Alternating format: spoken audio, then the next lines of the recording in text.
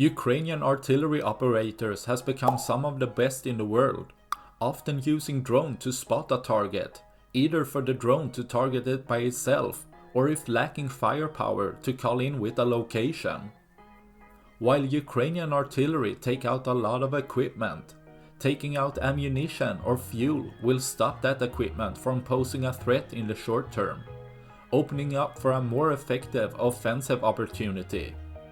With this, Ukraine takes any chance of turning an ammunition depot into a crater. Here, a Ukrainian drone spots Russian soldier using a tunnel next to an airfield as a hiding spot.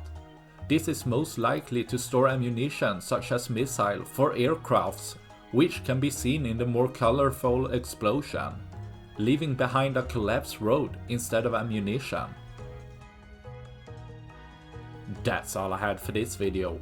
Please like and subscribe for more. Thanks for watching. Bye.